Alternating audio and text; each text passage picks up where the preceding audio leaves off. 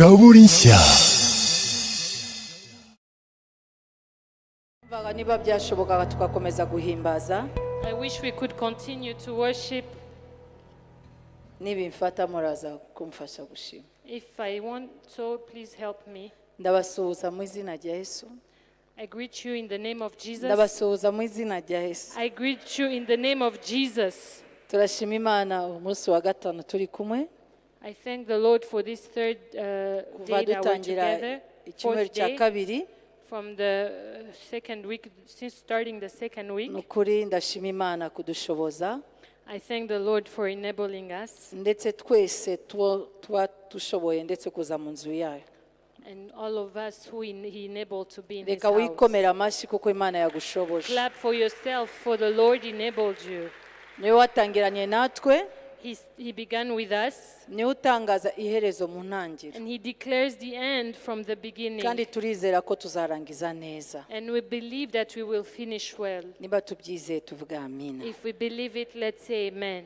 Tudatinze, With no delay, with no turi kuvuga further delay, akamaro, we're talking about the inyungu importance zo gutunga umutima unezerewe. of possessing a heart that rejoices.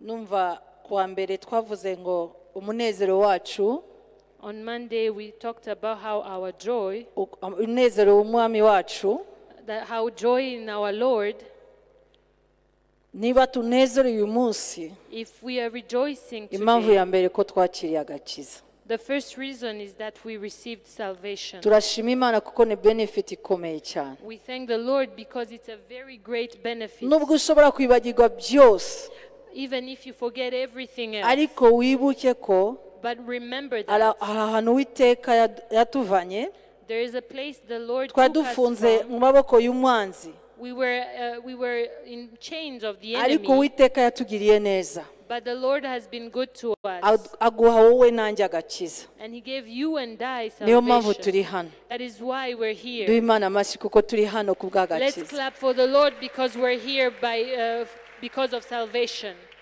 Aduha ndetse umwuka wayo, And He gave us His Spirit. mu mwuka wayo His Spirit, atugabira imbuto ndetse n'impano. He gave us gifts and fruits.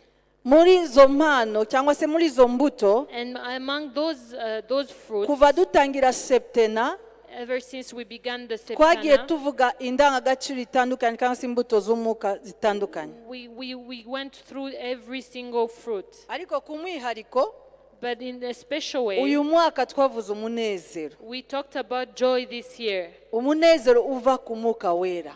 Joy that comes from the Holy Kuko Spirit. umunezero Because joy n'ibyishimo and happiness, ushobora kubihabwa n'ibintu cyangwa se ikintu kikunezeza mu buzima.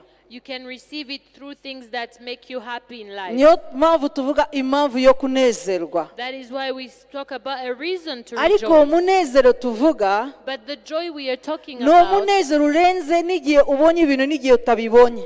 it's a joy that exceeds what you receive or Ni not. ukuvuga ngo igihe ubonye ibintu cyangwa se ibyo wifuza It means that when you receive what you've been praying for, ukanezerwa, you rejoice. n'igihe utabibonye And even when you don't get it, ukanezerwa. you rejoice.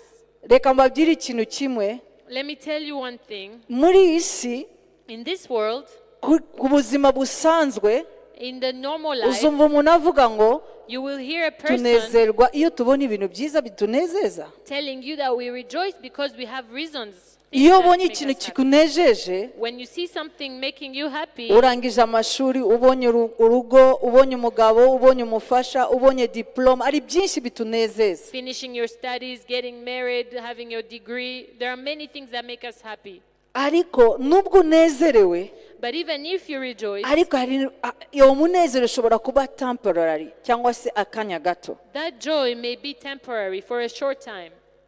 Turi kumwe, Are we together? turi kumwe. Are we together? Ariko umunezero Uwiteka atanga But the joy that the Lord gives burenze ubwo munezero, goes beyond that type of joy. kuko umunezero Because joy, twasanze ko ni umunezero uva ku Uwiteka. we understood that it comes from the Lord. Ni uwo munezero dushakira buri muntu wese uri hano muri iyi nzu, That's the joy that we desire over every person in this church. tukaharanira gushaka uwo munezero uva ku Uwiteka.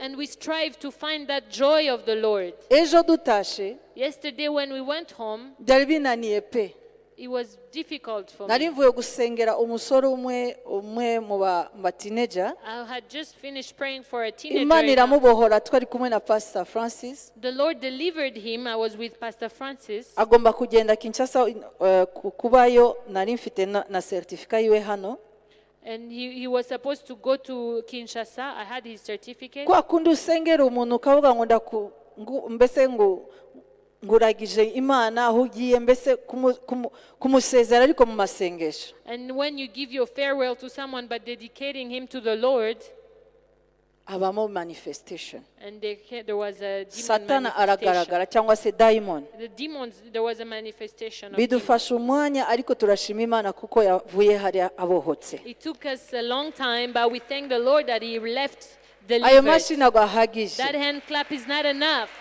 N'umwana wakorera Imana hano muri Teenagers. It's a young man who serves in the Ngeze mu teenager. rugo ndatekereza When I reached home, I thought about it. ndavuga ngo uyu mwana yari kuba yagiye Kinshasa n'ibi bintu kandi avuye mu nzu hano tuvuga kubohoka. And I asked myself, this young man was going to go with these demons even coming from this church. Imana ishimwe ko yabohotse. But I thank the Lord that he Imana was ishimwe ko delivered. yabohotse. I thank God that he was Imana ishimwe delivered. ko I yabohotse. thank God that he got Nta delivered. kindi Satana yagwanaka ku buzima bwe. And there was nothing else that the devil was fighting Twagwanaga na against his life. Satani atubwira ngo Satan was saying, nzi ko mwaramushoboye arimo gukorera Imana ahantu ariko hariya ntabwo azakorera Imana. I know that he has been serving the Lord in this church, but he will not serve the Akomeza Lord where kuvuga he's going. ndamufite. And he kept saying, I have a hold of him. Mu magambo make tubonye abohotse In a few words, naha when he mu got rugo delivered, nezerewe cyane. I went home so happy. So Noneho happy. ngeze mu rugo twicaye muri salon And when I reached home, we were sitting in the living room. turi gusenga As we were praying, birananira kuvuga amina. I couldn't say amen.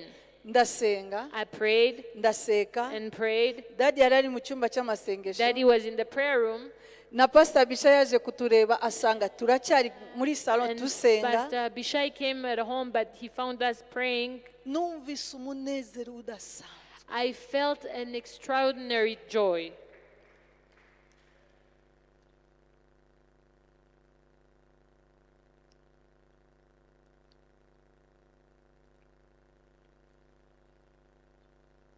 Umuntu umwe yarambwiye ngo A person once told me, ibintu tubona tuvuga hano muri iyi nzu the things we talk about in this house, biraterwa nawe it depends on you kubifata to receive it cyangwa se kubi. or to reject it.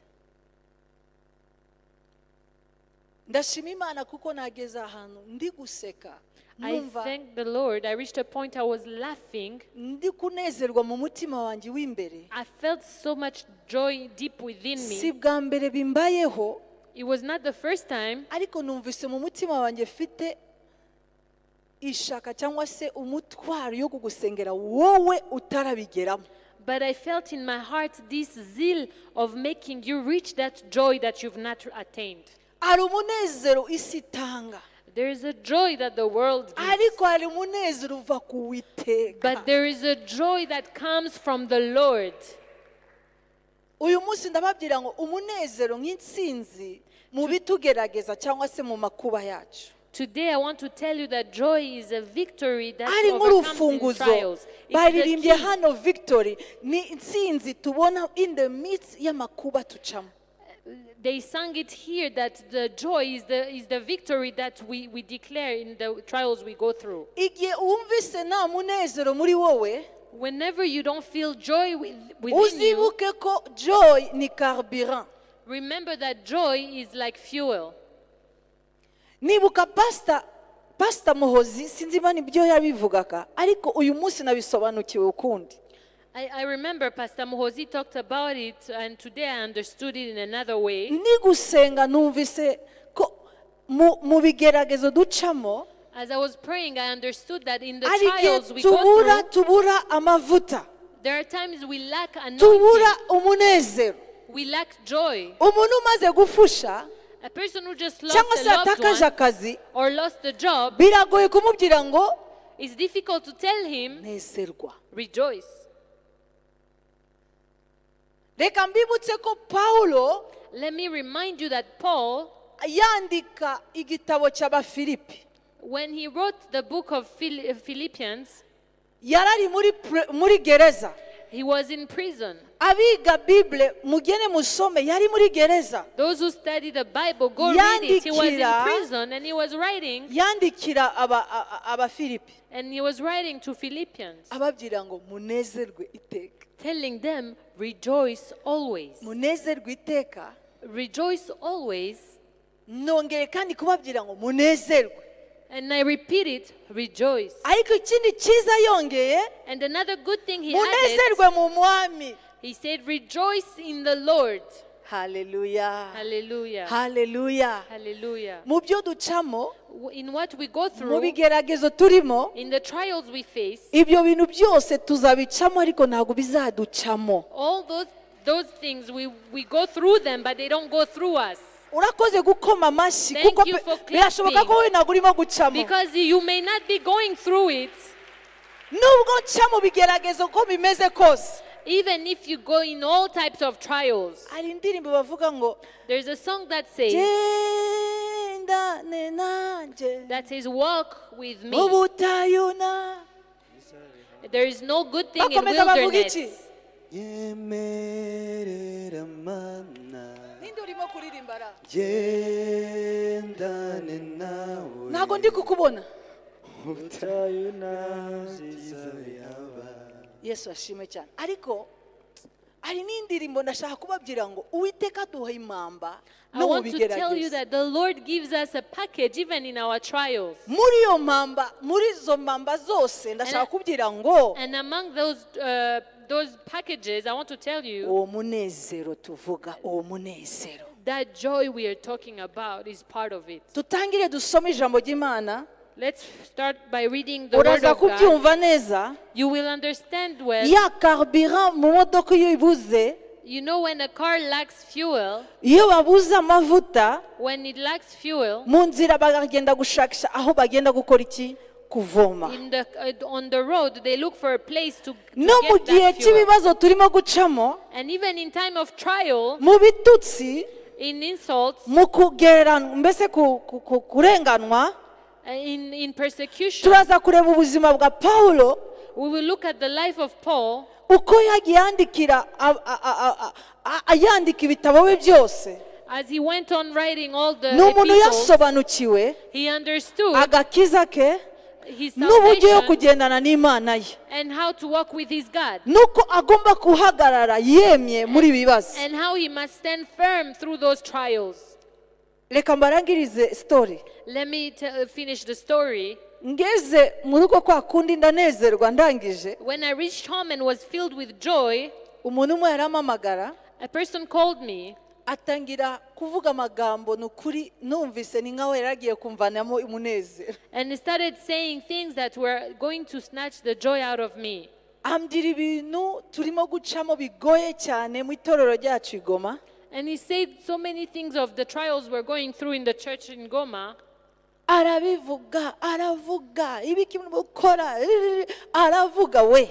And that person said so many things. Shima Imana kuko nari namaze kunezerwa. But I thank the Lord that I had already received the joy. Yo, arabantu nabivuze ejo bundi vuga ngo arabantu bagira sinzi niba nabivuze hano cyangwa Gikondo. I said it, I'm not sure if it's here or in Gikondo. Arabantu bagira poison. There are people who have uburozi. Uburozi mu kanwa kabo. There are people who have poison in their Iyo mouth. atangiye kuvuga, When they open their mouth, akuvana mu mwuka, akuvana mu munezero. they can snatch you out of your spiritual Uyu munsi state and ndakwifuriza your kugira joy. akanwa yo kunezeza And abandi. today I wish you to have the mouth that makes Iyo people utangiye happy. kuvuga, And when you start to umuntu speak, wese akwegere that every person comes avuge close ngo to you ndashaka uriya muntu. and say, I want to be with that Kuko person. umunezero Because joy, idufasha nanone it helps us kubana n'abandi bose to amahoro. live with everybody in peace. Nimbona umwanya nabyo ndazabivuga. When I get time, I will talk about it too. Reka tusome, nizeye ko mwese mwarangije kwandika. I believe you've already written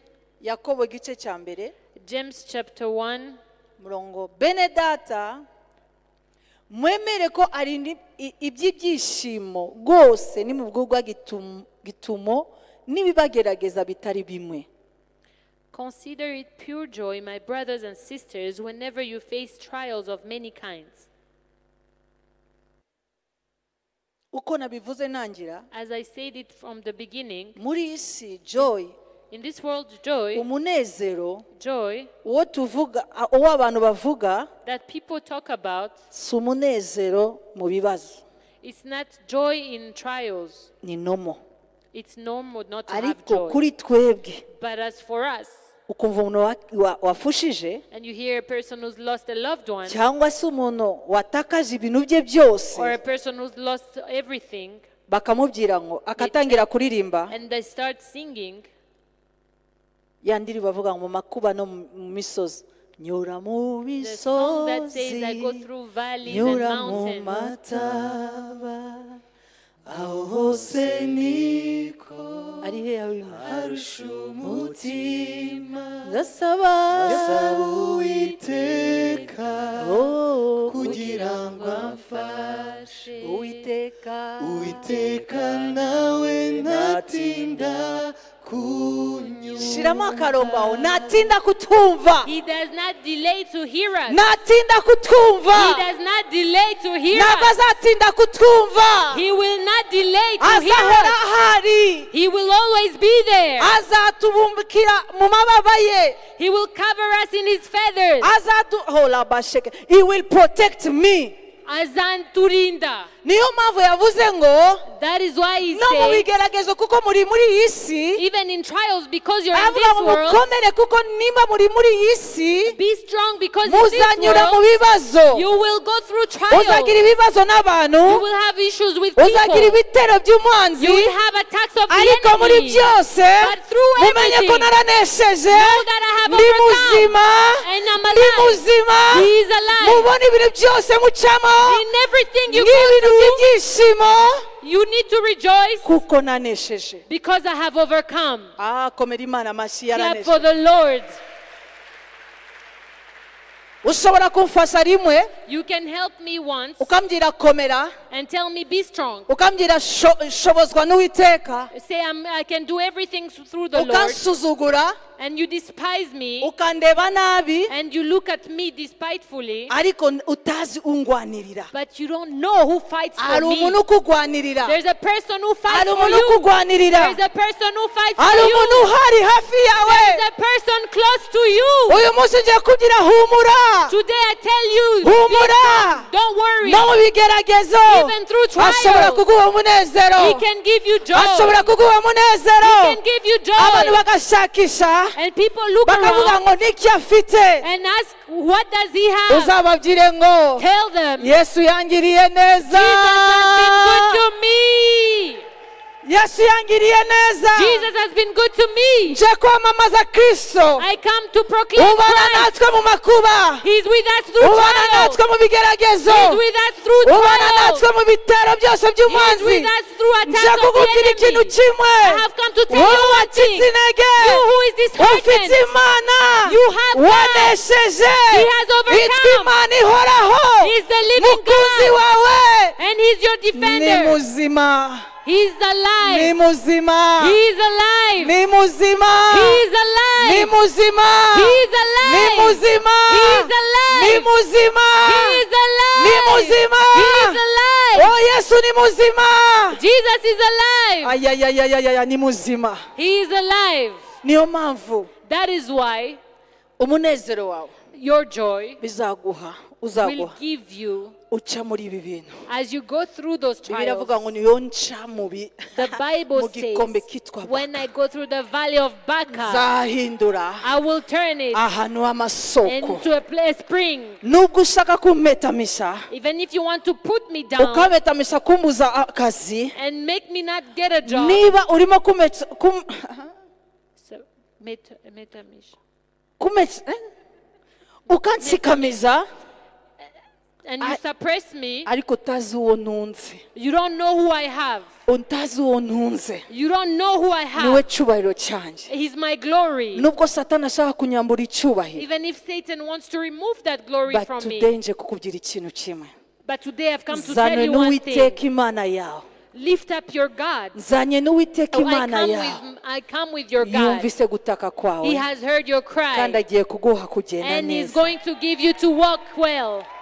uzagenda neza You will walk well. abantu bazatangira kureba And people will start looking at you. ese ni wa wundi twari tuzi ko afite ibibazo Is that the person we thought they've been going through trials? bari bazi ko ugiye gusara They thought you're going to lose your mind. ntabwo uzasara You will not go crazy. ahubwo bazakubona They unezerewe will see you rejoicing. ntabwo uranyumva You have not ntabwo ko mbere heard me. hagati y'inyigisho In the middle of the teaching, numva nezerewe I deja already feel the kandi joy. ndagusendeje uwo And I munezero let it overflow upon you. haleluya Amen. numva nezerewe I feel joy. uzi ufite ukugwanirira Do you know having a person fighting for you? reka turaje We will get there. murindire Wait a bit. mumenye yuko kugeragezwa kwanyu ko kwizera kwanyu gutera kwihangana Because you know that the testing of your faith produces bitangiriye perseverance. hehe Where does it start from? iyo umaze kubona bya bindi byose urimo gucamo When you see everything that you're going through, ukabibona nk'uko uwiteka bitegetse and you see it as the Lord proclaims it. yo, yo, yo, yo, yo, yo, yo, yo, yo. Ah, yeah, shake it. abanza kuguha kwihangana He first gives you perseverance. nyuma yo kwihangana After perseverance, muri verse ya 4 in the 4th verse, ariko mureke kwihangana gusohoza umurimo wako let perseverance finish its work. mureke usohoze kuko uko ugenda unezerewe Because as you rejoice, nuko uwiteka aguha kwihangana the more the Lord gives you patience ukihangana and perseverance. bien sûr usenga Of course, with prayer. uko ugenda usenga As you go on praying, agusohoza none akavuga ngo akoguha none kwihangana and He gives you perseverance kugeza aho azasohoza umurimo wako muri wowe until it finishes its work in you akagutunganya neza and makes you mature and complete. ukaba usitse neza And you are complete, oh not iseme ya lacking nina. anything. ariko byose uko byakurikiranye But everything as it went, ari ahantu byavuye there is a place it comes from. kuko ibyo urimo gucamo Because what you're going through, wabibonyemo ikintu cya mbere ni umunezero you sow in it joy ukanezerwa and you rejoice. nubwo ibintu birimo gucamo Even if everything you go ugapfuka through, mukabyira imana you kneel down and say, birandenze God, it's ariko ntabwo beyond me, bikurenze but it's not beyond you. birandenze ngewe It Lydia may be beyond ariko my ntabwo capacity, bikurenze but wowe it's not beyond your mumere Yesu power. amashyi umukunzi wanjye Clap for the Lord, our beloved. reka twongere kandi dusome kugira ngo ubyumve neza Let us read again so you may understand. ndashaka urebe nk'umuntu uri mu muhanda I want you to look at it as a person who cyangwa is se on urebe the petero street. ari hejuru y'amazi Or look at Peter when he walked on water, areba kirisito looking at ahubwo ngo Christ, ndashaka kugera aho ugiye and said, kugera I want to reach where you are. kuko yumvaga Because he ari understood kumwe na yesu he was with Jesus. birashoboka ko nkomera He said that it's possible Shobora that I can kugenda hehe have hejuru the power y'amazi.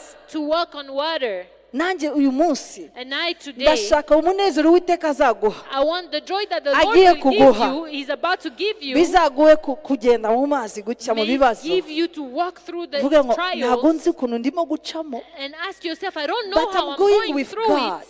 Ariko ndagendana nyuzuza n'Imana. umunezero Lord, fill me uyu with munsi joy. akuzuza May umunezero He fill you with hahandi joy. satani ashaka kuguhetamisha n'agahinda Wherever Satan is trying Ariko to uyu keep munsi cripple wowe you in nanjye, sadness, you and I, twemerere umuteka allow the Lord atwuzuza to umunezero fill us with abantu joy. bazaza bakubaze People will come and ask you, ese niki cyabaye what happened? ndabizi ko byarabaye I know that it happened, ariko uyu munsi but turebe today, ibitucamo byose ibigeragezo let us look at all amakuba the trials amarira and tears. ntabwo uwiteka yanze ko ubicamo The Lord did not yavuze ngo stop you from going mwihangane through kuko them. hano mu isi tuzaca mu bintu bikomeye He said, be strong because in this world you will ntuzavuge face ngo different uriya urimo trials. kubicamo ni umupagani oya Do not n'abakristo say that tubicamo that person is going through trials because they're not a reka Christian. mbisubiremo Even Christians uhindure go through. mayindi yawe Change your mindset. ntabwo bivuze ngo iyo umuntu aciye mu bibazo ni umupagani cyangwa se yavuye ku mana When a person goes through trials, doesn't mean that they're a pagan or that they've gone away from God. iyo nibutse umwaka ushize n'uyu mwaka When I remember last year and this year, umuntu umwe yaravuze ngo dadi na mami babaye bayobu a person said that daddy and mommy are becoming kuko Job duciye mu bigeragezo because we go through duciye mu trials, gufusha we go through umuntu death. wese yavuga ngo reka tubarebe People were saying, let's look at them. twarababaye We were very sad. ari mu kibazo mu mitima We had ariko issues, Uwiteka trouble in duha our hearts. kugenda muri icyo kibazo But the Lord enabled us to walk through that trial. ese uri kugendana Are nanjye you walking with me? uri kubyumva Do you wowe understand? ufite umugabo You udakijijwe have a husband who's not born again. wa wundi wagutaye The one who left you. akazi The karashize job is done, is over. muri ibyo byose And over through that uwiteka all. atuzuza umunezero The Lord fills us with uwiteka joy. atuzuza The umunezero Lord fills us with joy. kuko we yanesheje Because He overcame, natwe tuzanesha we shall overcome. icyo yifuza ni ukudutunganya What He desires is to uko try to agenda change twuzuza us. umunezero As He fills us with joy, nuko nanone tugenda dukomera the more we are also strengthened. mu bibazo tukagerageza komora n'abandi And through trials, we are able to restore others. ukomorwa You are restored, ukabona ndetse komora abandi and you're able to comfort and tugende muri nani ya kabiri restore others. ndatinya ko ndaza kugera 20 kandi nararangiza Let's go quickly so that kuko we may not verse delay. yose iraryoshye cyane The whole passage is really good, nabafunikiye really pe sweet. I have a good thing for you, Muvuge good food for amina. you. Say amen. muha yesu amashyi kuko Clap for the yabafunikiye Lord because He has good food for you. good food haleluya Amen. baririmbyi babe tayari hano hafi Let the worship team be ready. reka baduhe indi verse baroma 12 murongo wa We're 12 going to read Romans 12:12. mwishime mufite ibyiringiro Be joyful in hope, mwihanganira amakuba patient in affliction, mukomeze gusenga mushikamye faithful in prayer. mwishime mufite iki Be joyful in what? mwihangane In hope. byiringiro Patient. mwihanganira iki ko mutamfasha Patient in what? mu makuba In affliction. mukomeze gusenga mushikamye And faithful in prayer. tukishima mu bigeragezo We rejoice in trials. ariko muri ibyo bigeragezo But through those trials, aravuga ngo mufite iki ibyiringiro He said that you should have hope. ntabwo through that. uwiteka azatwinjiza mu makuba The Lord will not take us through birangira aho affliction and that it will be the end kuko of the uwiteka story. arashaka tureba kure Because He wants us to ibintu see beyond, bitaraza beyond what has niyo not mpamvu come. azatwuzuza That is umunezero why He will fill us with joy. mwabyumvise Do you kuko understand? umwanzi ntabwo azi ko yesu yaranesheje Because the enemy does not ashobora know kuba that Jesus has abizi over. He may know that ariko Jesus icyo overcame, yifuza cyane but what he desires more than anything akubuza amahoro is to steal your akubuza peace, ibyishimo to steal your wowe joy. ugatangira kuramya ikibazo And you start to worship the trial, ukaramya umubabaro to ufite worship the sorrow, ibitero byose by'umwanzi all the afflictions from ukibagirwa the ko enemy. And you forget ari ugubikiye byiza that there's one who has in store good niyo things mpamvu for you. tugomba kwishima ubu That's why we must rejoice today, kuko mu kwishima kwacu because in our rejoicing, nanone turimo kwitegura birimo we are kuza preparing ourselves for what is coming ahead. niba utabivuze amina Even if you ndabisubiramo did not say ndabisubiramo amen, I will take it back.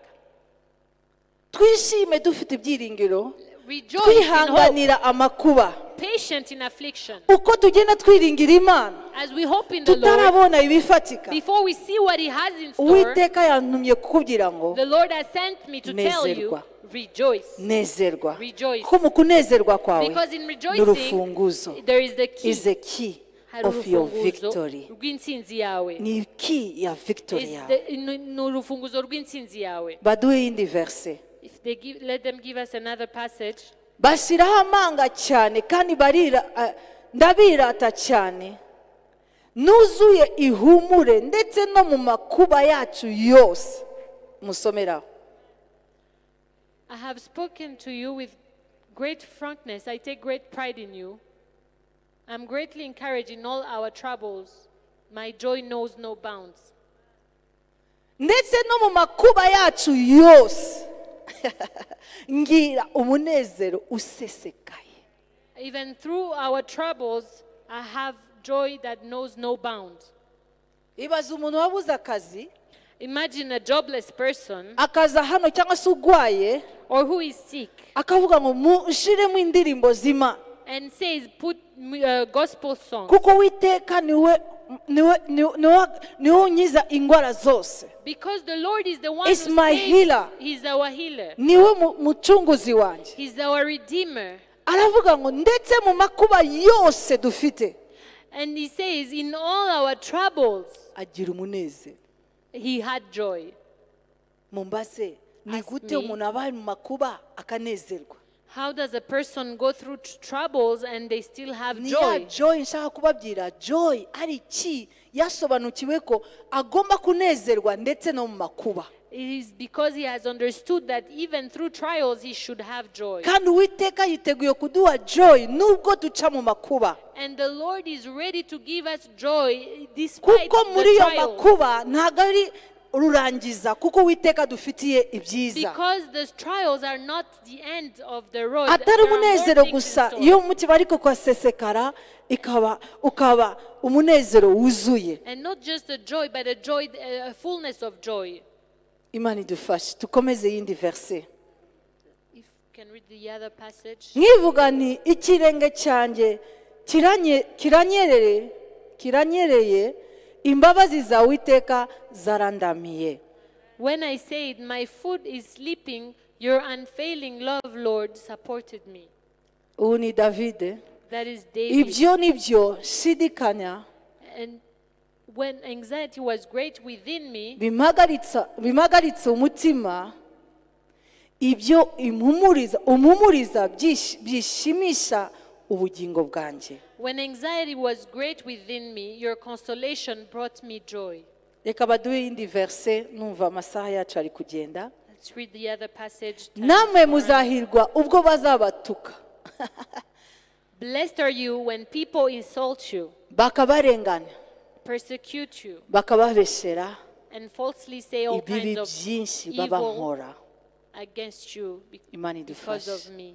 May the Lord Muzanezerwa, help us. Rejoice. muzanezerwa, Rejoice. muzanezerwa, Rejoice. muzanezerwa. Have joy. nubwo bazadutuka, Even if they insult us, baracyadutuka, they're still insulting us. baracyatuvuga nabi. They're still saying bad Wowe things about nanjye, us.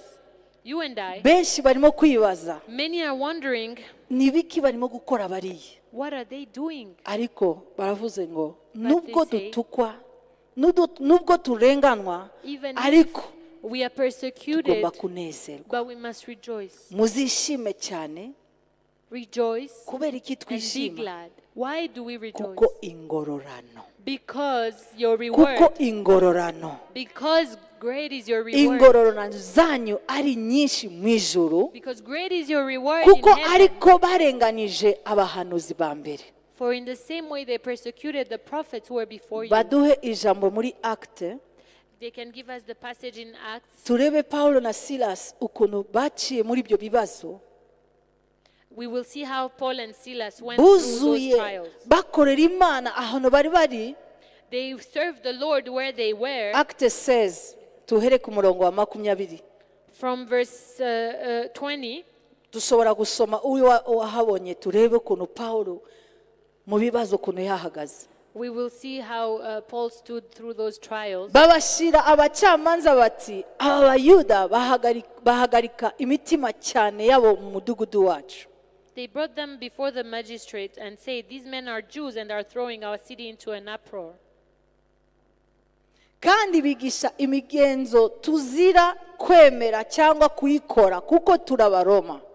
By advocating customs unlawful for us Romans to accept or practice. abari bahateraniye babahagurikira icyarimwe. The crowd joined in the attack against them. abacamanza 22 toujours.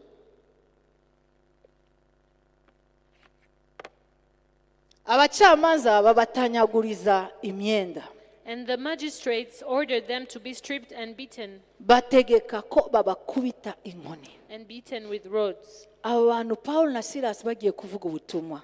And Paul and Silas had gone to spread the good news. turashima Imana kubwa Paulo na Sila We thank God for Paul and Silas bamaze kuvuga ubutumwa when they finished evangelizing, bagezeyo basanga when they reached there, kandi aho hantu yari muri Europa and that was in Europe, icyo gihe bagezeyo when they reached there, bahura n'umugore umukobwa umwe waraguzaga and they met a witch. This ibyo woman, yakoraga and what she was doing, yashakaga kugeninga amafaranga cyangwa se kubona amafaranga mu byo yakoraga. she wanted to get money from what she was doing. Pawulo amaze kuvuga ubutumwa And when Paul and Silas had finished, yumva uwo mukobwa preaching, akomeza gusakuza nyuma yabo they heard the girl shouting behind ababwira them, ngo aba bantu ni abagaragu b'Imana isumba byose kandi barabyira inzira y'agakiza. saying that these are the servants of God and teaching the way of the Lord. Ibyo yavugaga yari byiza She was saying was ariko good. ikibazo icyo dayimoni yamuvugiragamo The issue is the spirit that was talking through her. yari dayimoni It was a demon Pawulo yashoboye kumenya that Paul could discern. amaze kumbona igihe cyose asakuza mbese abaramya. After seeing how she keeps praising them, Pawulo aravuga mbere Paul said, aravuga ariko Pawulo abonye ko amurembeje arahindukira abwira dayimoni ndagutegetse mu izina rya Yesu muvemo. and when Paul saw that she was disturbing them, he chased the demon out of him. Bari bakoze ikintu cyiza She was doing a good thing. ariko abo They had bantu done a good babonakamo ingemu cyangwa se babonakamo amafaranga But people were gaining money through that. babona ko bagiye kuhomba. And they could tell that they will go in loss. Hari igihe dukorera Imana There are times we serve the ukakora Lord Imana n'umutima utunganye with a clean and mu right kazi heart kawe in your workplace, aho uri hose wherever you are. ariko abantu ntibabone umutima wawe birimo kubikoresha uri gukoresha But people do not see the heart you're doing with. barashaka ukore nkabo They just want you to do like them. ariko twebweho biravuga ngo ntabwo turi ab'isi. But the Bible says that we're not of this world. Nubwo yabavugaga neza Even if she was saying ariko hari the ikindi truth, kintu cyari inyuma ye. there was a spirit behind her. Ndashaka Imana iduhe esprit de I discernement, pray the Lord gives us the spirit of umwuka yo discernment. kurobanura imyuka. The spirit of discernment of spirits. Baza gusanga ko uwo mukobwa They realized that girl, yaratewe n'abadayimoni. she was being used by demons. Bamaze kumwirukana dayimoni, And after casting out the demon from her, bacamanza bamushyira mbese babashyira batangira kubavuga nabi Pawulo na Sila. the magistrates started to speak of evil of Paul and Silas. 23 Verse 23. muzi iyo nkuru ariko nifuza kureba reaction uburyo no muri hagati y'ibibazo ukuntu bitwaye. You know this passage, but I want to talk about how they responded to the trial. They icya were mbere facing. bari bamaze kubakubita inkoni ariko bongeramo nyinshi. The first thing, they had beaten them with rods, but many times. Turashima Imana uyu munsi turavuga ubutumwa nta n'udukubita tumeze neza. Reka We dushime thank the Imana. Lord that today we preach the gospel, but we're not Ayo beaten mashyi for it. nagahagije dushime Imana. That hand clap is not enough to thank the Lord. Dushime Imana ushobora kujya ku Let's isoko thank ukavuga the Lord ubutumwa that- aho hose kandi turashimira That you abategetsi can bacu. preach the gospel without being persecuted, and we thank our leadership, the authorities. Bamaze kumushyira bamaze kubashyira muri gereza barabakubita. After they had been severely flogged, Bajya inkoni kabisa banayikula. they were thrown in prison. They really got flogged. Wowe wishire mu mwanya wa Pawulo.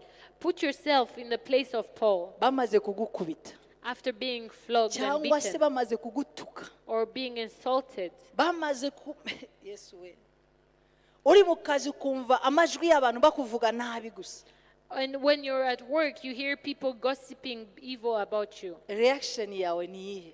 What would be your reaction? No kubabara mu mutima. It's to be sad in your heart.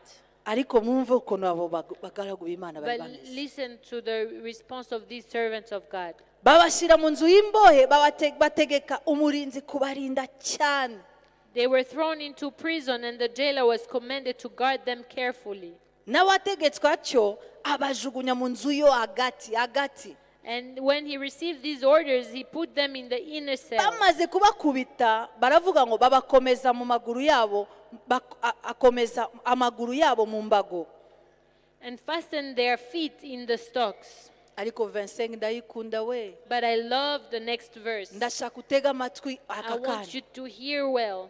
ariko mu gicuku About midnight, bamaze gukubita inkoni nyinshi after being flogged severely, bamaze kubafunga mbese babafunga iminyururu after bafungisha iminyururu being fastened with chains, ariko mu gicuku but at midnight, Paulo Paul na Sila and Silas barasenga were praying icya kabiri baririmbira Imana and singing hymns to God. uririmbira Imana aba afite umunezero You would sing to God because you have joy. nizeye ko ekipi yanjye nuko bimeze I hope that's the case for my ntabwo team. ushobora niba uza hano uririmba utafite umunezero If you come here in front to ariko sing bamwe without joy, bararirimba banezerewe but bakaririmbira these Imana ones were singing to God with joy, kugezaho n'izindi mbohe and the other prisoners zirabumva were listening to them.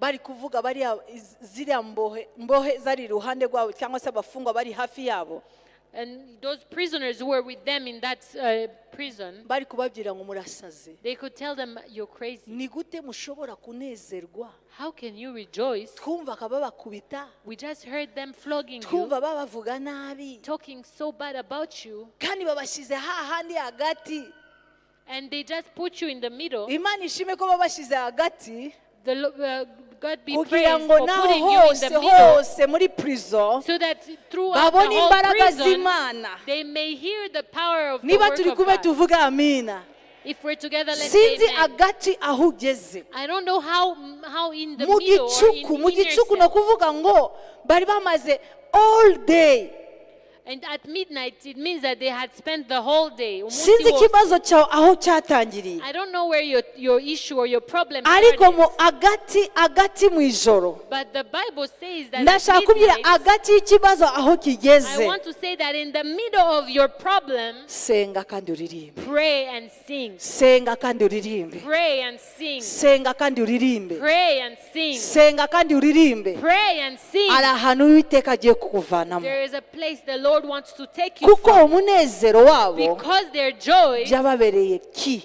was urufunguzo. byababereye ki It became their key. mwumve ukuntu byabaye Hear how it happened. bamaze kuririmba After singing banezerewe and rejoicing, ndibaza niba bareba ukuntu babakubise bareba I wonder if they were seeing how they were bareba beaten up, ibisebe byabo looking at their scars,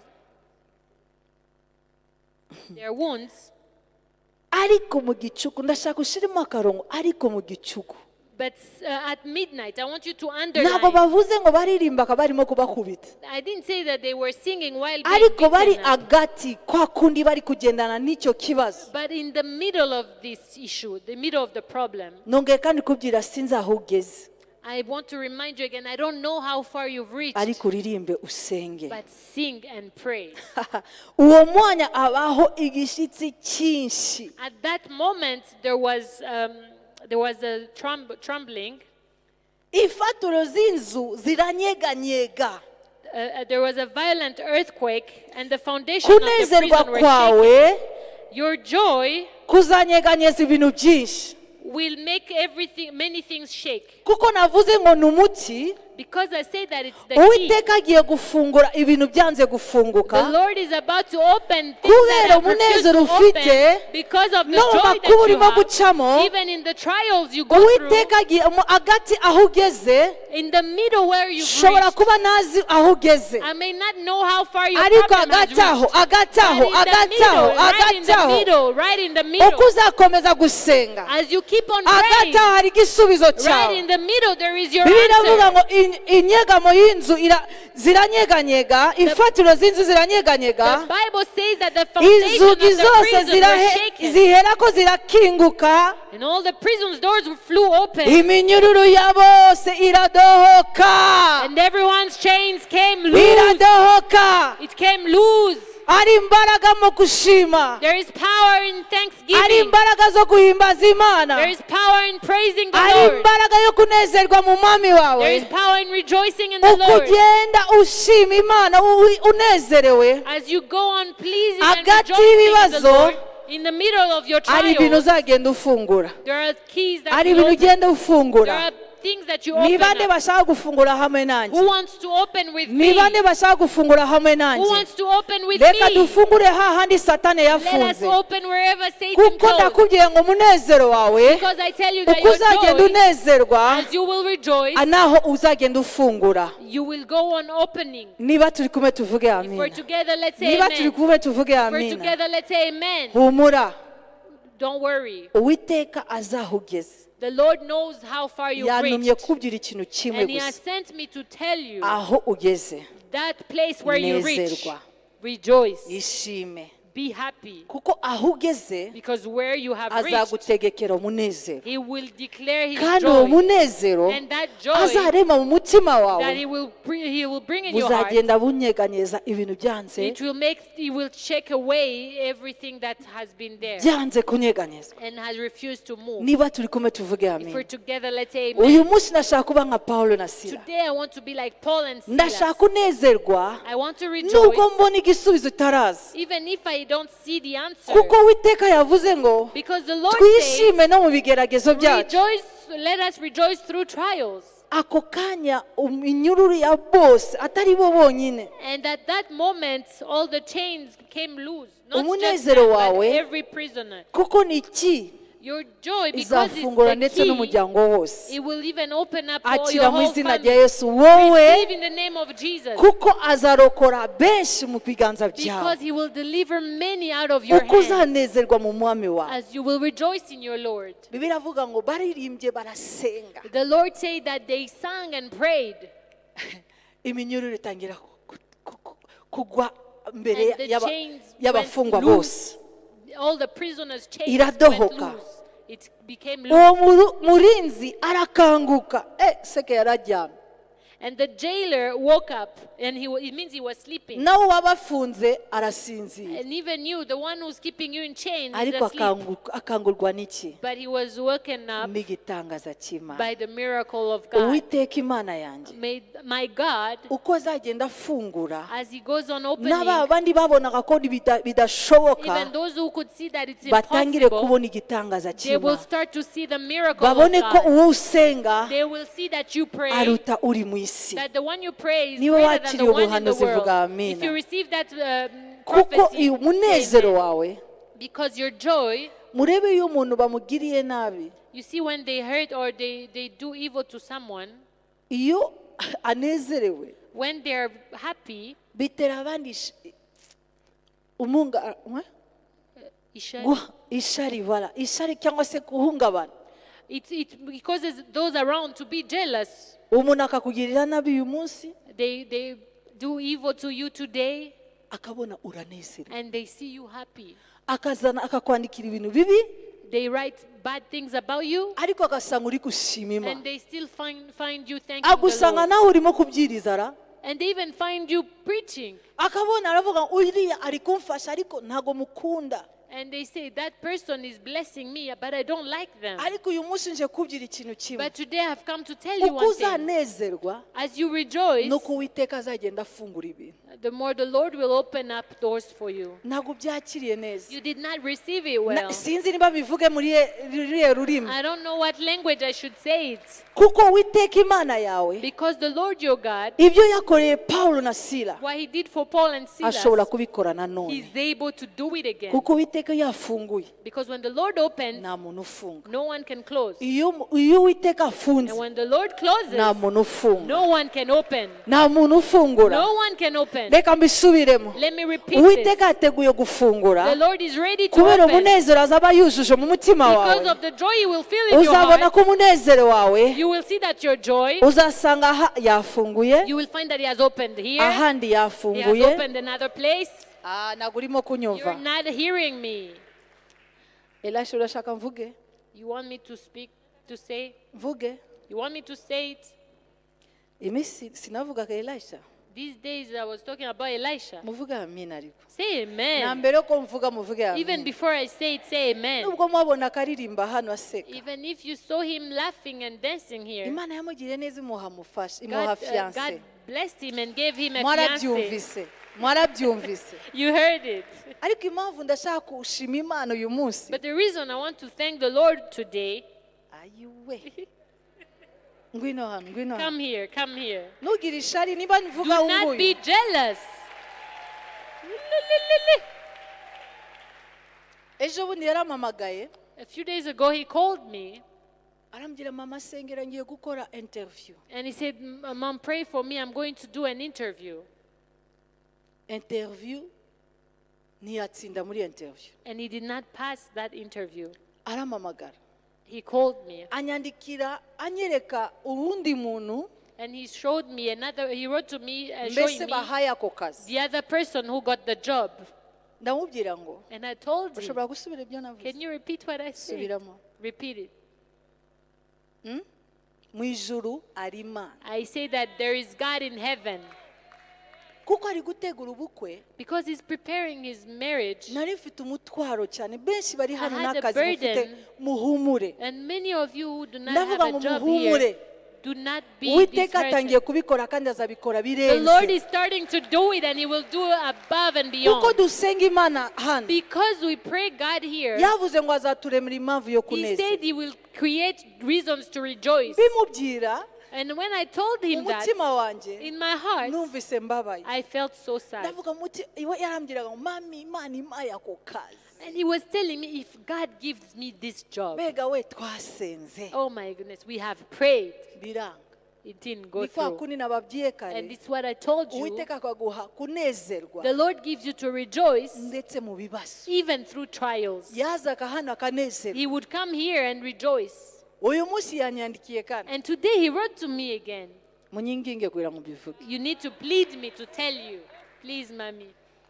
nubwo wenyine araza kubivuga Even if he will say it himself. ikintu kinshimishije ni iki What makes me happy hari igihe is satana yanga ko tunezerwa mu bibazo there are times that Satan doesn't want us to rejoice through ntabwo trials. azaguha n'uwo munezero He will not give you that joy, ariko utsinde imigambi ya satani but overcome the plans of uhaguruke Satan. wemye Stand up firmly ugira imana and tell the Lord. buriya muri kuvuga ngo mami adusubize You're tumve saying, story Mommy, let her finish the story first. seme amina Say amen. reka mbumvire Let me do it. anyandikira aravuga ngo hari ahantu mvuye gukora When he wrote to me, he said, there is a place I just came from to do an interview. umuntu witwa gutya His name is this. agiye kuguhamagara He's going to call you mu bantu bazatanga ubuhamya among people who recommend me, who will recommend me. birashoboka ko yahaye n'amazina y'abantu benshi He might have even given names of many people. ariko uwo muntu kuko anzi But that person, because they know me kuva Congo they know me from Congo. mbese nzi family yabo ndetse muri I famiya know the family belle wanjye cyangwa se muramukazi wanjye and from my in-laws. muramukazi wawe amagara mami And she arakubwira said, call mommy, she will ibaze tell you. noneho ni ngewe babajije kugira ngo bamuhe akazi Imagine they asked me so that they can give him the job. ayo mashini agahagije That hand clap is not enough. haleluya Hallelujah. mwumve noneho ukuntu navuze And hear what I say. strongly recommended kandi bivuga nzi ibyo mvuga I know what I'm talking about. I strongly recommended him. hari igihe satana akwambika igisuzuguro cyangwa se There are times igisuzuguro that Satan clothes you with ariko uyu munsi shame. ndashaka kubamenyesha ko yabonye akazi But today I want to tell you that he got the job. maze gutanga gusa After just giving the ndashima imana recommendation, uwo mugore ko yanyumviye I thank the Lord that that woman nongeye listened kandi to me. kuvuga muri rekomandasiyo And I came to say that when I recommended him, mumbaze se ask me. ahubwo arimo gutegura ubukwe I say that he's even preparing for his marriage. vema akazi aragakeneye He really needs the nanjye job. nongeyemo akanje Huh? seme I also added my yami own thing. rejoice rejoice Nezerwa, rejoice. no mu gihe utabonye igisubizo Even when you have not seen the nezerwa answer, Rejoice. nezerwa Rejoice. ntabwo byamubuzaga kunezerwa hano It did not stop him from rejoicing here. ni ukuvuga ngo courant y'ibibazo byazaga gutya It means that the channel of trials was coming this way, ariko nanone but then again, akavuga ngo satana nzaho uri and it mukozi would say, Satan, I will not stop. sinzi aho ugeze I don't know how far you've sinzi reached. naho I watangiriye don't know where you started from. ariko hari ahantu imana igiye But there's a kukugeza place the Lord is about to take you. ndabyizeye ku I bwawe believe it for niba you. utabyizeye nge If you ndabyizeye ku don't believe it, bwawe I believe it for you. haleluya Hallelujah! haleluya Hallelujah! tunezerwe kubw'umusore Let's rejoice because of him. no kuvuga ngo disemba agomba gukora It means in ubukwe December he has his imana wedding. imuha akazi And the novemba Lord gave him the job in November. Yes. amashyi ku witeka tumenye kunezerwa ku by'abandi We must rejoice on the we blessings rejoice of and we others. rejoice In his kuko life. wanezerewe Because he uwiteka rejoiced, imana the yakunejeje Lord nta muntu wari blessed you. kumenya ko afite ikibazo Nobody could know that he has ndabesha issues. cece y'imana Am I lying, Church ese of God? ndabesha Am I lying? uwiteka ateguye kudusetsa The Lord is ready to make us laugh. subira mu mwanya wawe You may return in your place. hari n'uwundi nshaka gushima numva ni umunsi wo gushima There is another person I want to thank the Lord for. I feel it's a day to feva thank the Lord. wagize neza kuza Favor, you did well to ngwino nawe come. hano Yes, come forward. ngwino nawe hano Happy birthday. Happy birthday. Happy birthday, Favor. kandi ni umunsi we wa aniveriseri Yes. mumushimire Sing mumuririmbire for her. happy birthday to you happy birthday hey, to hey, hey, hey, hey, hey, hey. happy birthday happy birthday Favor. happy birthday to you mumukomere amashyi cyane Pastor Francis ashobora gutanga ubuhamya Pastor Francis can testify. niba hari abantu badufashije muri batineje If aracyadufasha there's a person who helps us in teenagers, arakorera imana n'umutima we she wose serves the Lord with all her heart. ariko amaze imyaka ine But it's been 4 years nta kazi afite with no job. ariko uyu munsi But today, they confirm uyu munsi yabonye akazi today she has a job. imyaka ine After 4 years, nyuma y'imyaka ine after 4 years, anezerwa mu mwami we rejoicing in her Lord, aza mu nzu y'imana coming in the house of the Lord. mumbabarire ntabwo nabipanze ariko umwuka wera ari I did kumata not kubivuga plan for it, but the Lord, the Holy Spirit is leading mushimire me to. imana niba wowe nawe ufite icyo Thank the kibazo Lord if you have the same problem. nezerwa Rejoice. uwiteka nawe azakwibuka And the Lord will remember you. azakwibuka He will remember you. iyo atugiriye neza When He does good for us, ntabwo byamubujije kunezerwa kuko gukorera it imana does not stop you to serve the Lord. kuko iyo unezerewe mu mutima Because when you rejoice in your wumva heart, unezerewe mu mwami wawe rejoice hari in igihe your Lord, wibaza n'iki nzagutura mana there are yanjye times you wonder, what shall I render to you? ntuzaza gukorera imana gusa Do not just come iyo to serve the Lord. usubijwe But when He answers n'igihe you, udasubijwe even when He has ngwino not ushima answered, imana come thank the nezerwa Lord. Rejoice. korera imana yawe Serve your mu gihe God. gikwiriye imana yacu In due time, izasohoza our God. umugambi He wayo will answer His promises turashimira ni We ukuri thank ndashima God. imana ku bwawe for you. nabivuze turi hariya uwo munsi unyandikira nabivuze gikondo I said it in Gikondo when ndi you wrote kuvuga to me. kuri ndi kuvuga I was talking about Elisha. Elijah. I was talking about Elijah. mbona isura yawe hariya navuga yowe hari uwundi nibagiwe I hariya saw her face and I remembered that I had imana forgotten. yagize neza God has been good to imana her. yagize God neza has been imana good. yagize God neza has been good. nawe imana yatangiye kugusubiza Even you, God has started to ariko answer ntabwo you, urabibona but you have not seen it. urabifata You nk'ibisanzwe take it for granted. urabifata You take nk'ibisanzwe it for granted. urabifata You nk'ibisanzwe take it for granted. ariko dufite imana mu ijuru But we have a nk'uko God in nagiye heaven. uriya imana ari mu ijuru I told imana Elijah, yacu iri mu God is in ijuru heaven. izakora ibirenze ibyo dusaba He will do n'ibyo exceedingly, dutekereza abundantly n'ibyo what we twibwira or imagine. nkunda cyane iyo ngiye mbere y'Imana nkunda cyane iyo ngiye mbere y'Imana I love it when I go before God ndavuga papa and I say, Father, papa Father, I have a father mfite umubyeyi, mfite muririmbe papa. ya ndirimbo we Sing that song.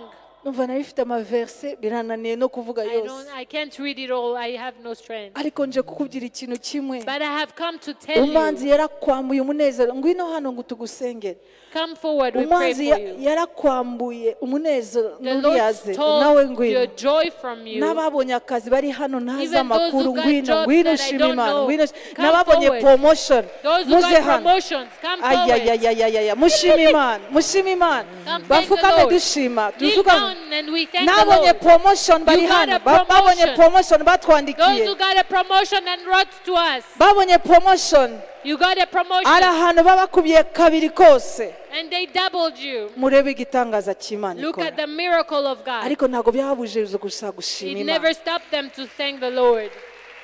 umva ko udashoboye byira Imana mwuka w'Imana You nanjye feel ndashaka you're uwo not able, munezero say, God, I desire ndashaka uwo that joy. munezero I desire that ndifuza joy. uwo munezero I desire that reba joy. umunezero mu mutima wanjye Let the joy in my heart. atari umunezero Joy. y'akanya gato I don't want joy of a short ariko time. umunezero uhoraho But the joy you give. ndashaka kuko ubona usenga I want to see ari you. ahantu wuzuyemo ubwiza bw'Imana hari There ubwiza bw'Imana aha hantu is glory of God in this place. abasenzi bari gusenga There are intercessors praying. abashumba bari gusenga Pastors are praying. kugira ngo nawe So that you too ubone ikiganza cy'Imana can see the hand of ubone God. kunezerwa Can see a reason to ubone rejoice. n'impamvu yo kunezerwa And see that aba bantu reason. bafukamiye hano The people who are kneeling here, batweretse ko bishoboka they showed us that it's possible. ubajije buri muntu wese If you ask every single bafite one, imyaka bategereje they have years, they waited. dawidi yaravuze ngo nzategereza nihanganye David said that I will patiently nanjye wait. nzategereza nishimye And I will say that I will reka patiently ngusabe wait. uyu munsi utegereze wishime I ask you to wait with joy. ibyo urimo gucamo byose Whatever you're going through, uyu munsi ni umunsi udasanzwe today is a special day. ndagusabira umunezero uva ku I Uwiteka. pray for joy over you. nubwo satani agusikamiza Even if Satan tries to nubwo cripple you, satani akubwira ngo birarangiye even if Satan tells you that it's over, ntabwo azi sitoke he y'Imana doesn't know the package of God. ntabwo azi sitoke He y'Imana doesn't know the package of ntabwo God. azi He hahandi doesn't know babika the ibintu store. He doesn't know sitoke the store of God. hahandi babika ibintu hahandi babita gute tena iyo bazanye ibintu byinshi muri nani muri majerwa bashyira hehe bayishyira hehe The place where they store everything in the store. kontenere In the container. ndashaka kubwira ngo konteneri y'Imana And I iracyuzuye want to tell you that the container of God is yuzuye ku bwanjye full for you. ayayayayayaya ntabwo uranyumva You have not heard me. niba yakoreye abangaba If he has done it for this, bihanganye be patient. uyu munsi ndagusabira uwo munezero wo Today I kwihangana pray that you receive the Uwo joy munezero wo of kwihangana. waiting udacira abantu urubanza without judging people, utagira ishari without being jealous ariko of kumva others. umunezero But you profound feel a deep joy. wa munezero wuzuye That deep joy that is full. ntuzahunge uwo munezero Do not refuse that joy.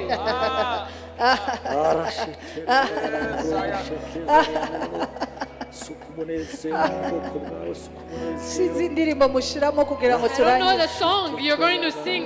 ko waruresho ni kuri kandi nikuzahora ruhinduka wowe senga ugira Imana ndashaka uwo munezero ndashaka umunezero ijambo ryose wavuze Lord, I need your joy. ijambo ryose wavuze komeza usenge kuko ari ikiganza cy'Imana uyu Keep on munsi praying for the Lord has something to ko waruresho uwiteka azaguha kurenga ikibazo cyawe akakuzuza Lord, umunezero will fill you ukarenga with ikibazo cyawe ijambo ryose wavuze ijambo ryose wavuze urasohoza urasohoza ruhinduka ruhinduka uko waruresho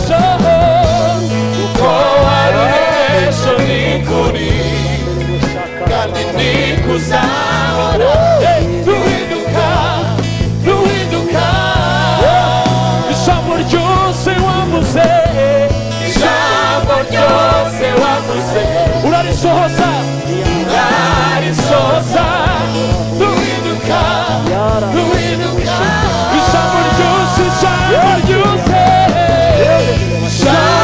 ryose wavuze urarisohoza umwana w'umuntu wese duhinduka ijambo ryose ijambo ryose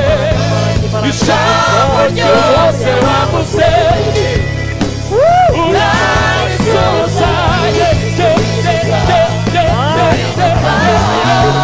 ijambo ryose wavuze ijambo ryose wavuze urarisohoza duhinduka duhinduka amahanga indimi zose zazure kurumwa ibyaremwe bihimbaza izina ryawe amahanga indimi zose zazure kurumwa ibyaremwe bihimbaza izina ryawe indimi zose zature kuri umwami ibyaremwe bihimbaza izina ryawe amahanga indimi zose zature kuri umwami ibyaremwe bihimbaza izina ryawe amahanga indimi zose zature kuri umwami ibyaremwe bihimbaza izina ryawe amahanga indimi zose zature kuri umwami ibyaremwe bihimbaza izina ryawe amahanga indimi zose zature kuri umwami ibyaremwe bihimbaza izina ryawe ijambo ryose wavuze urarisohoza duhinduka duhinduka ijambo ryawe ijambo ryose wavuze urarisohoza duhinduka duhinduka uhemuka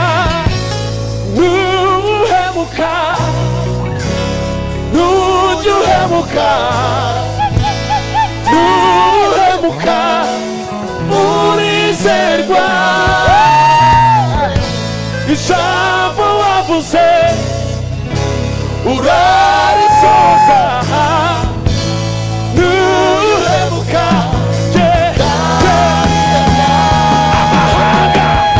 amahanga indimi zose zature kuri umwami ibyaremwe bihimbaza izina ryawe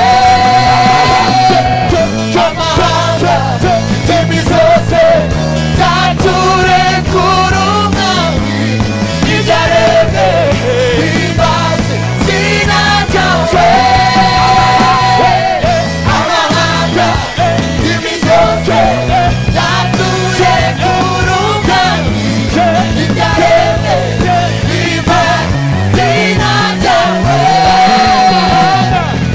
amahanga indimi zose zature kuri umwami ibyaremwe bihimbaza izina ryawe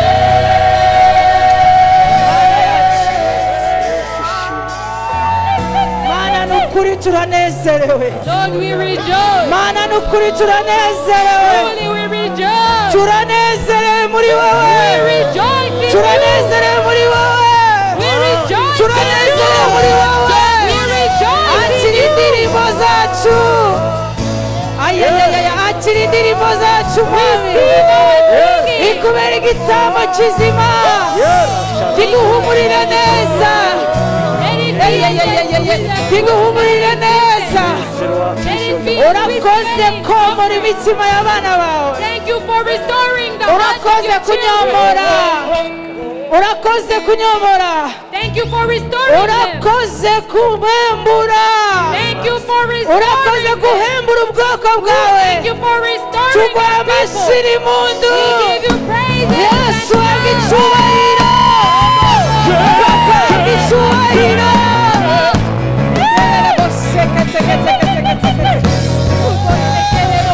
turakwihaye We give ourselves to you. turakwihaye kugira ngo twuzuze kandi uwo Give munezero ourselves to you so you fill us with that joy. nidutaha dukomeze muri uwo And as we munezero go home, now we continue in that uwo joy. munezero utava kubera dusubijwe And not just because we've ariko answered, dusubijwe n'ibyishimo watwujuje mu mitima but because of the joy you put in tuguhe our hearts. amashyi kuko urabikwiriye We give you a shout of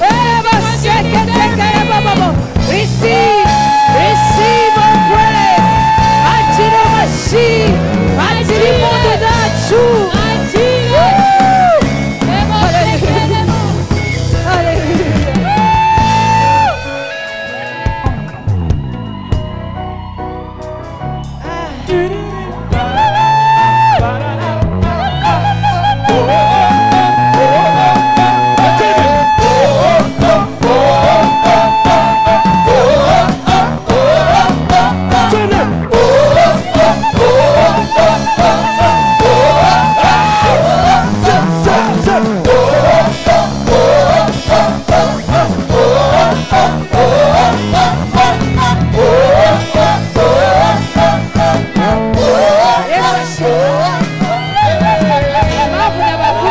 Let them stay here urakoze yesu kugira ngo ngukomeze wowe because you may continue, so that you will continue. nkomeze bariya I continue with those gukomeza wa wundi to strengthen that one utarasubizwa who has not been answered yet. ni kugira ngo ngukomeze This is so that you be strengthened, wihangane so that you hope again ariko wishime and be patient in joy. wihangane Be patient, ariko mu byishimo but with joy. unezerewe With joy. papa wo mu ijoro The Father in heaven, dufite papa mu we ijoro have a Father in heaven yumva who amasengesho hears our prayers. tugiye gusenga dushimira We're going to pray as we thank. ndifuza abashumba baze hano I pray, I want the kuko iyo pastors itorero to rishubijwe come n'abafasha muze dufatanye because when the church is answered, come so we pray together. turabisengera We pray for it kugira ngo tubone ikiganza mubone so that we ikiganza may cy'Imana see the hand of God. iyo witeka yabikoze It's the Lord who does it. ndabizi ko hari abandi babonye igitangaza I know that there are many who have received their miracles. icyo atarakora si icyo cyamara imbaraga zo gushima kuko ibyo yakoze nibyo byari bikomeye natwe dufatanye kumushima yesu urashoboye icyo utarakora si icyo cyamara imbaraga zo gushima kuko ibyo wakoze nibyo byari bikomeye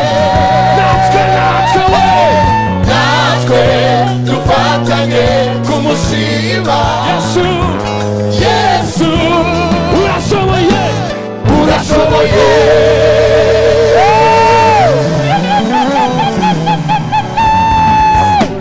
ariko se kuva kera kose iyi ndirimbo iraryoshye nabonye atahoza n'agahinda nabonye atamara nta gikomere nta kimwe atobora n'ukuri yesu urashoboye n'amarira nabonye utahoza n'agahinda nabonye utamara nta gikomere na kimwe utobora n'ukuri yesu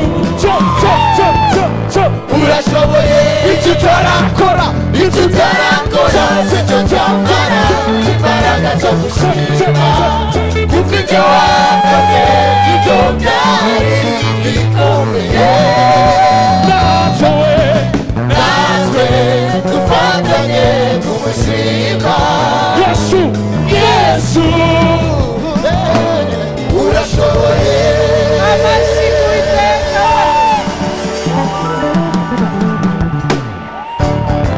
Bwira mugenzi wawe Yesu Tell your arashoboye. neighbor, Jesus is able.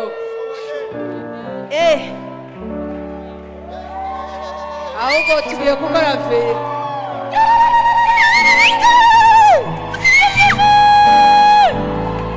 Kalisa arihe? Kalisa. Kalisa. Aze hano akore.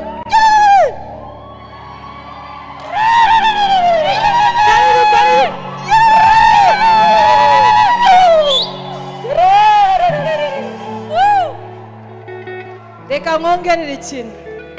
Let me add something. Igihe Imana yafunguye There is a time the Lord za nzugi opened. zose, When the Lord opened those N'iminyururu. doors and the chains, murinzi yaje kubabaza. the jailer came and asked them, Bigenze gute? what can I do? Ndakora iki? What shall I Ko do mbona ibitangaza Imana yakoze. for the miracles the Lord has Ni ibintu done? bidasanzwe. It's Mwebwe exceeding. bavuye gukubita, You that they just flogged, babakubise, they beat you up. ariko kuko babakubise, But despite that, waririmbye, you are singing, inzu yose igaragaje imbaraga and the z'Imana. whole house showed the power of God. Baramubwira ngo And they told him, izere Imana. believe God. Wowe You n'inzu yawe and your house muzakizwa. will be saved. Wowe n'inzu You yawe and your house murakizwa. will be saved.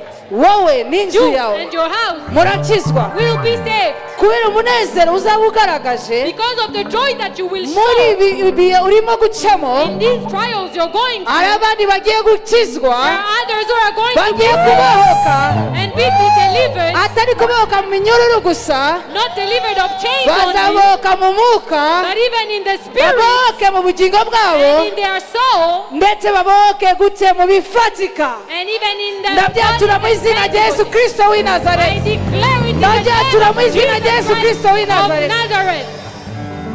Tugiye gushima Imana kubura abagabo. We're going to thank the Lord for these people. Uzamura ukuboko kwawe gusa werekeje ha. Stretch out your hands toward them Uvuge Mana warakoze. and say, Lord, thank you. Hamwe n'abashumba tuvuge Mana And warakoze. with the pastors, we say thank you. Murambabarira twabatinjije hano Forgive mufukamye. us that we made you stay here Mana yacu for long. tuzamuye amajwi yacu Father, dushima. we lift up our voices in thanksgiving. Hamwe n'abafukamye hano Even with those who are kneeling hari here. byinshi wabakoreye. There are many things Hari that n'abandi you've done for them. batafukamye hano. And there are those who are not kneeling Ariko uyu here. munsi But today, tuzamuye we ishimwe lift up our thanksgiving nk'itorero as the church, tuvuga wakoze Mana. saying you've been Wakoze Yesu. You've been good, Lord. Warakoze Yesu. You've been good, Lord. Duciye bugufi tugushimira. We humble ourselves as we Turasaba thank you. umugisha wabo. We fast Umugisha bakiriye the blessing they receive ntizatume basubira inyuma. may not make them Ahubwo backslide, bituma bagukorera nk'uko but may it bataragukorera. enable them to serve you more than Bagukunde before, bagukorere. that they love you and serve you, Umunezero wabo uzabe uiteka ryose. and the joy of the Lord will be Nuko their strength. nasengeye n'abandi batarasubizwa. As I pray for those who are not Wa answered wundi yet, wacitse intege n'ikibazo the cye. one who's discouraged with N'ibyo his bitero problems, byose by'umwanzi. and those attacks of the enemy. Pawulo na Sila barasenze. Paul and Silas prayed. Barasenze. They prayed bakuhimbaza and worshipped you. no mu bibazo bari bafite. Even in the trials they were facing. Waradutabaye. And you delivered them. Ndasaba n'abandi bose batabare. I ask that you deliver even the others. Ubatabare. Deliver them. Muri ibi byifuzo tubafite muri iyi minsi In 40. the prayer request they have in this 40 Ibyo days. basengeye kuva batangira uyu What mwaka. they've prayed for from the beginning of the Mana year. wongere uturemere impamvu yo Father, kwishima. create another reason of Uko thanksgiving. wakoreye abangaba As you did it for them, ukorere n'abandi. do it for others as well. Tuzongera We tugushime. will thank you again. Niyo mpamvu tuguhaye amashyi That's n'impundu. why we lift, we Ko shout a tugiye praise. gutaha As we go home, tahana natwe go home with us. ubuntu bwawe imbabazi zawe Your mercy, Gukomera your kwawe grace, your kugaragare power muri twebwe. be manifested in Tuguhaye us. amashyi n'impundu We kuko clap and shout a praise to you. murakoze dukomeze you. muri uwo mwuka yo gushima. Continue to thank the Ndasaba Lord. abaririmbyi I asked the worship team, ejo yo repertoire tomorrow, that mukomeze nzi ko muba ushaka ibishasha umbabarire mukore revision I know that you want new songs, but make sure pastor you yabyumvise sing araza again. kubandikira liste The pastor is going to give you a list of songs. duimana amashi ku baririmbyi ndetse Let's n'abakomeje clap for them and for Murakoze our worship cyane. team. Thank you very nabuzwa much. n'iki kujya mushima iyo mbonye ibitangaza yakoze nzahora mvuga umwami wanjye iminsi yose yo kubaho kwanjye nabuzwa n'iki kujya mushima turangije amateraniro yacu dusohoke mu buryo bwo kwirinda covid. Yesu aduha umugisha na hejo Imana bagire neza. iminsi yose yo kubaho kwanjye nabuzwa n'iki kujya mushima